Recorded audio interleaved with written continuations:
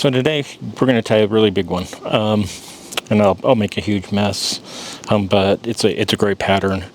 And the reason I'm tying it is we're heading up to our cabin up in Idaho next week, I think. And this is a pattern that I use quite a lot on the river there, both as either a stimulator or as a grasshopper, but it also works really well as a strike indicator if you've got a dropper coming off beneath it, which I usually do when I'm fishing it.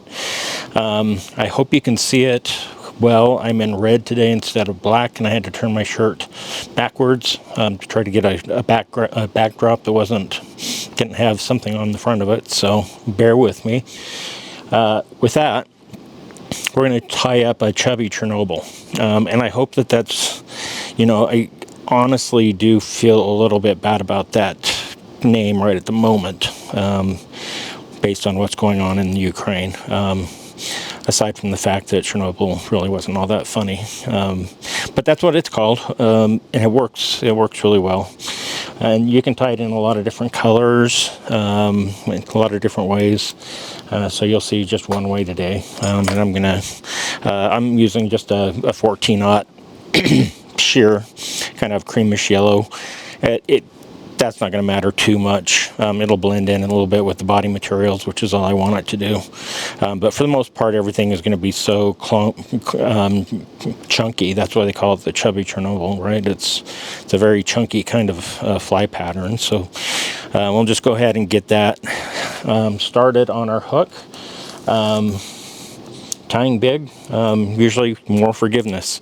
I'm going to use some crystal flash on this, and I'm going to grab myself probably, 5 to 6 strands of crystal flash here. I'm just going to waste a lot of materials today, sorry. But yeah, here we go. Here's our crystal flash. And what I'm going to do is I'm going to take this behind the thread towards the lens of the camera, and I'm just going to fold that around my thread, just like that. So my thread and this is doubled over, so now I have twice the number of strands as I had before. Now we'll just kind of secure that down to the hook, and then we'll start taking wraps towards the back. And really that's all there is to it to get one of these in place. So we'll go ahead and take this back to where we want the abdomen to start. We'll just have it start about there. We're going to go ahead and cut the tail off, or the hot spot, or whatever you want to call it. About a hook gap in length is all you need. So something like that. We've got a nice little thing going on there. We're going to use a ton of dubbing today, and so I'm going to be using a ton of dubbing wax as well, because I'm going to be working with dubbing that's a little bit, it can be more challenging to work with, but hopefully you'll be patient with me as I'm going to go with the Senyo's Laser Dub Yellow, and I'm going to throw in, just for fun, some Yellow Ice Dub, Hot Yellow. Wow, cool. I'm going to want more of the Senyo's than I'm going to want of the Ice Dub, so I'm going to grab myself just a little bit of it, and like I always do with dubbing, I'll probably be coming back to put some more on. I got myself now a few of these strands of the ice, and then I'm just going to kind of blend these together in my hand. I'm just going to kind of pull them apart like that. I'm not going to show you this every time because you'll get really bored watching that happen all the time, but I do like that's how I get those fibers kind of mixed together. And I'm just going to finger dub this onto my waxed thread here, and we're going to be tightening it up as we go. I know you've seen me do that before, so if you've ever watched my videos. So I'm just going to go, I'm going to take this back to the very back end, back where those tails are, and then I'm going to just slowly take kind of some touching turns up front. My dubbing's starting to come off a little bit, so I'll just reach in and we'll tighten that down a little bit.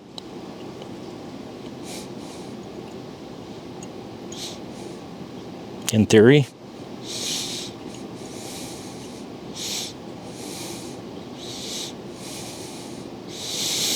So we'll just go right back to our pack here. Okay, so we've got a little bit of extra on there. We've got quite a mess going on, but that's okay. We're kind of building bulk.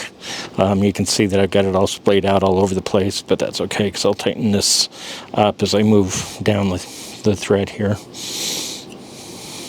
like so. And there I go again, saying just like so. Do it a lot more than I ever thought I did.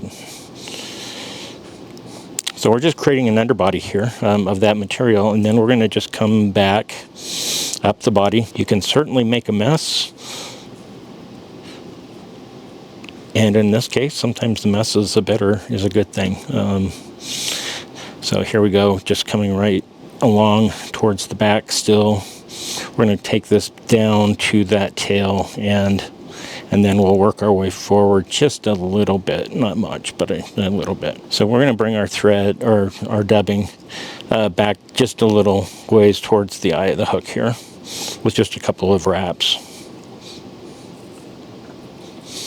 And I'm just tightening up the little leftover dubbing I have on there. I could certainly just pull it off if I wanted to. So this is where that cream, I guess the cream comes in a little bit handy, that creamy yellow. Okay, we're coming back from the groomers now. So at this point we're going to put some our foam body on here. And what I'm using is it's just a 3mm tan. And I finally did break down and get one of these cutters, which I'm just learning how to use, but it actually worked pretty well. Not quite long enough, but that's okay. But what you'll end up with is a piece of foam that's going to look about like that. It's rounded on one end and it's square on the other end.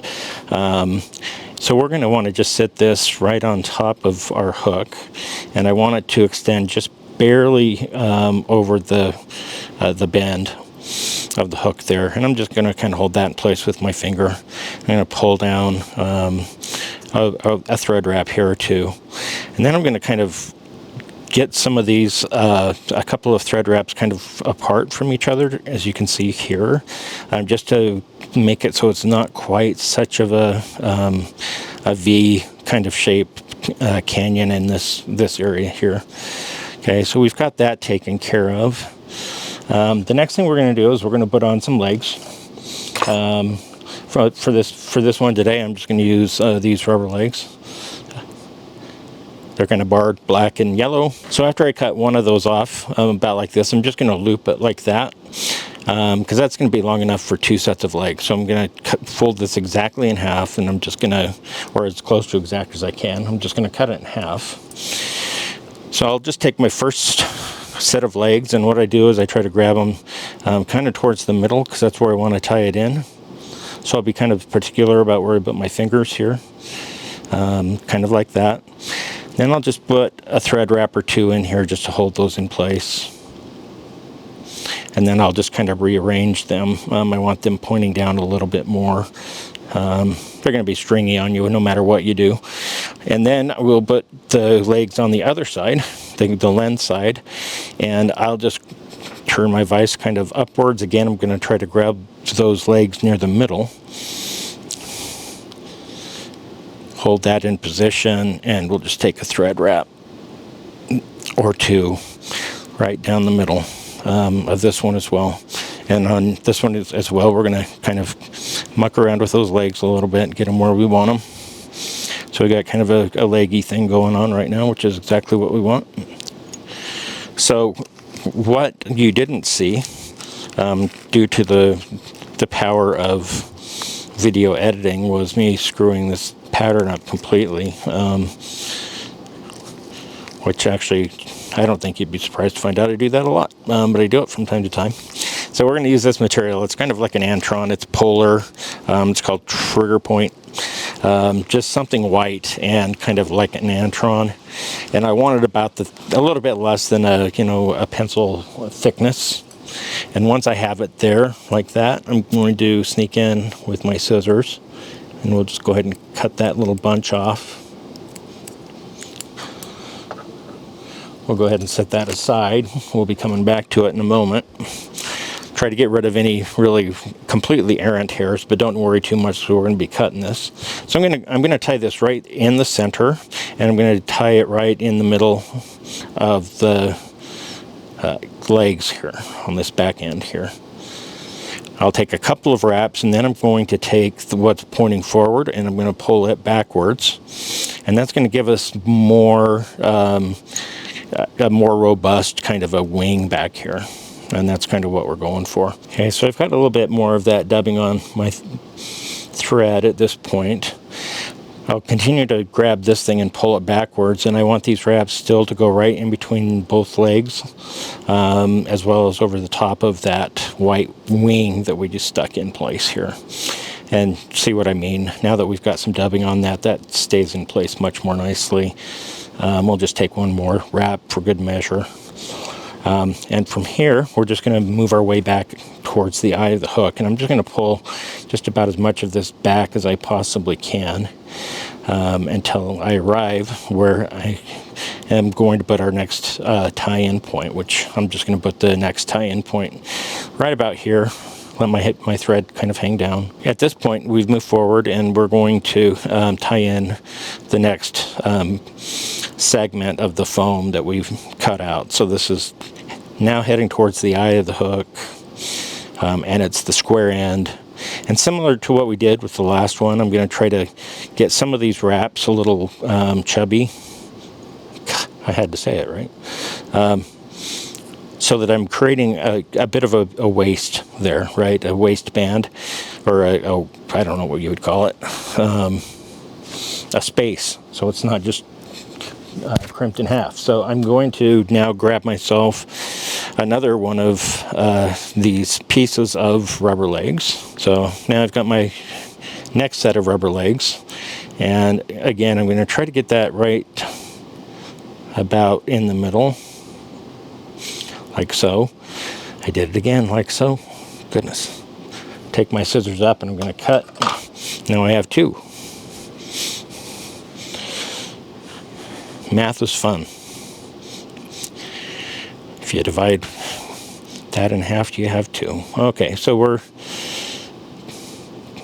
getting a little bit punch drunk here. So couple wraps there on that side, and I'll go ahead and resituate those legs to where I want them. And I will grab my last set of rubber legs here.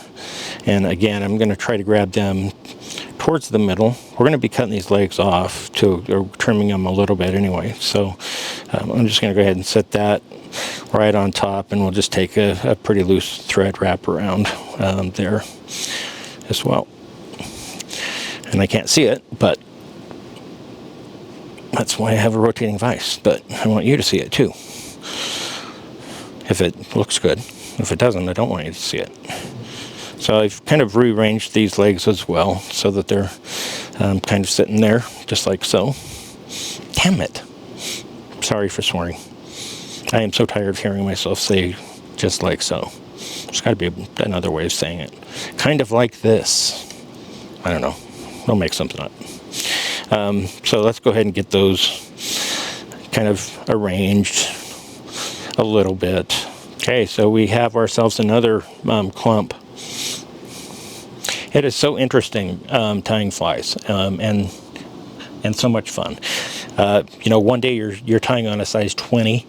You want like 4 thread wraps on it, and then you have something like this that you're hanging this huge chunk of white hair, right? Of Antron. So we're going to tie this again, similar to the last one. Just hold it over the top. We'll take our thread between those legs on either side, and I was just checking to make sure it did that. Then I'm going to fold it over just like we did on the last one, and we'll take a couple more thread wraps just right here.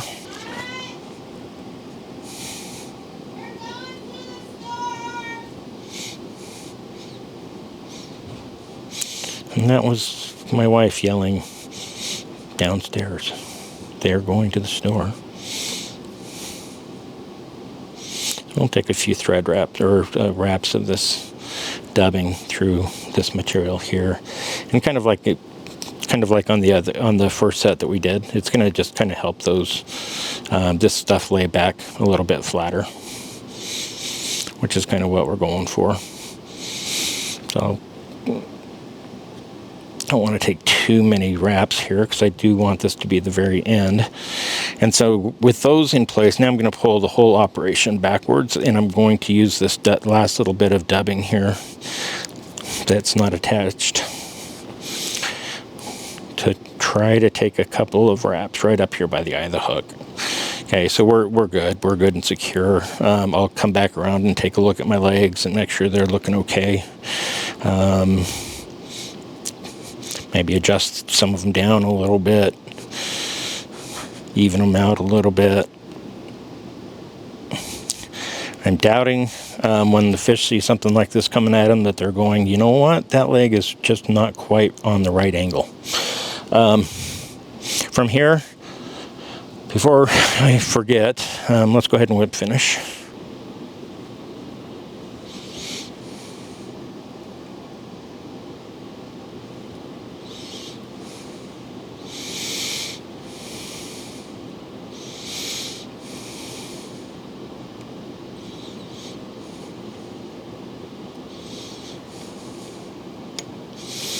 Okay, pull that tight. Done with our whip finish. We'll just come in and turn this upside down here a little bit with our scissors, and it also gives us a chance to take a look at the belly of the beast. And I do have some cleaning up to do, but you can see that by putting that dubbing in here, in between where we've done those, it not only covers or helps these wings go backwards, but it also kind of covers everything up in terms of your legs and thread wraps. Certainly doesn't need to be absolutely perfect, but you got it kind of there. So we've cut that off. The next thing we've got to do is we've got to cut this wing off. And to cut the wing, I grab both the material we tied on the front and the material we tied on the back together in one glob. So we'll be clipping this off. We've got it all kind of joined together. We're going to clip this off pretty close to where the bend of the hook is. Just like so.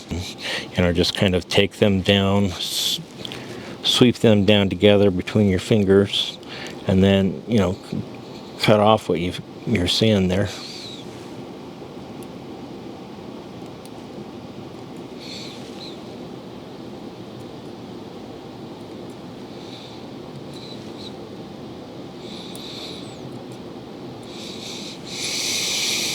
And then just kind of let them go. I know a couple of them were straying around the back, so I'm going to go ahead and let them flip out, and I'll just eyeball these to make the last couple of cuts here on those two that end up being a little bit longer. Just like that. Here's our finished product, the Chubby Chernobyl, tied using the yellow with the red hot spot coming out the back, and we're using the 3mm foam and the rubber legs. I've caught fish on this before, thinking it was a hopper or something else, and in fact I think it was last year or year before last. I was using this for a strike indicator and a different fly underneath, and had my polarized glasses on. And I was watching my strike indicator, and I watched fish dart up from the bottom and went straight up to my Chernobyl, and kind of looked at it for a second and then swam away. It was like, hey, what is that? Like, I got to take a closer look, but not close enough that I'm going to eat it. But there you go. Fun pattern to tie. A lot of moving parts, but not overly complicated. So I hope you enjoyed it, and you can tie some up yourself.